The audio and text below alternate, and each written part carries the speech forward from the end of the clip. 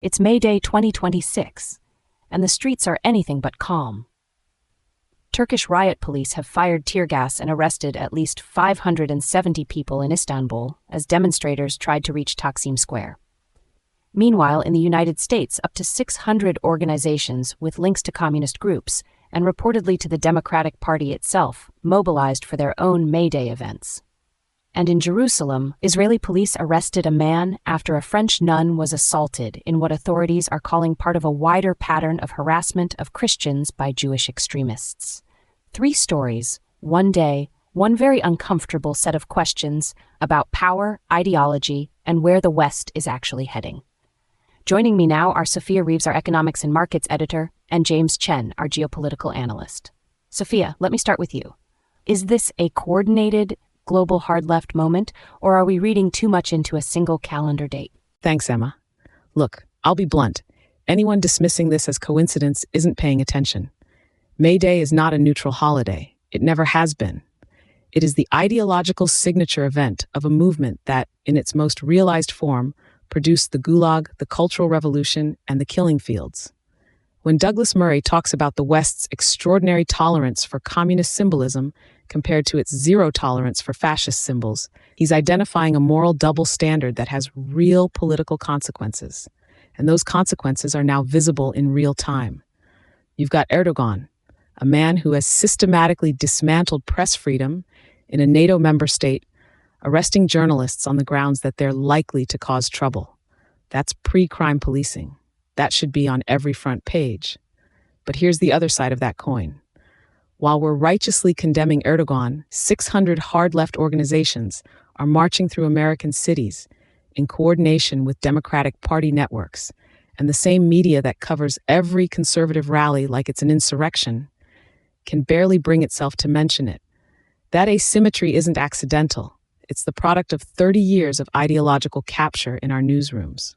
But Sophia, isn't there a genuine distinction between American workers marching for better pay and actual communist agitators? Surely, not every May Day demonstrator in the U.S. is waving a Mao portrait. And James, what's your take on this? Are we conflating legitimate labor rights with something more sinister? Well, look, Sophia's making a rhetorically powerful argument, but I think she's at risk of flattening some important distinctions. Here's what I think matters from an analytical standpoint. The documented organizational links between Democratic Party fundraising networks and these hard-left groups are genuinely newsworthy and genuinely underreported. I completely agree on that. But the Turkish story is actually the more immediately dangerous situation in geopolitical terms. Erdogan is pre-arresting journalists and opposition figures. That's not a culture war talking point. That's a NATO ally behaving like an authoritarian state. Turkey ranks 158th out of 180 countries on the Press Freedom Index. That's lower than some countries we'd consider outright adversaries. And when you've got a NATO member with control of the Bosphorus and critical alliance infrastructure sliding into one-man rule, the strategic implications are enormous. I worry that we spend so much energy on the domestic ideological battles that we miss the harder geopolitical chess moves happening in Ankara. I hear what James is saying, but with respect, that misses the point entirely. Yes, Erdogan's authoritarianism is dangerous. But what's the solution? Is it the Marxist street movement that opposes him? Because that's the actual alternative being offered.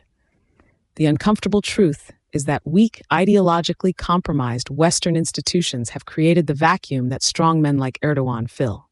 You can't separate the domestic ideological rot from the geopolitical consequences. They're the same disease. And look, 600 organizations, 600, coordinated, documented, linked to a major American political party. If this were 600 groups linked to any right-wing movement, it would be the only story on television for a month. That double standard is not a minor media criticism. It is evidence of a system that has lost the capacity to apply its own stated principles consistently. Here's what I want to know, and I want both of you to answer this honestly. Is the West actually capable of holding the line on any of this? On Turkey, on the hard left, on Jerusalem?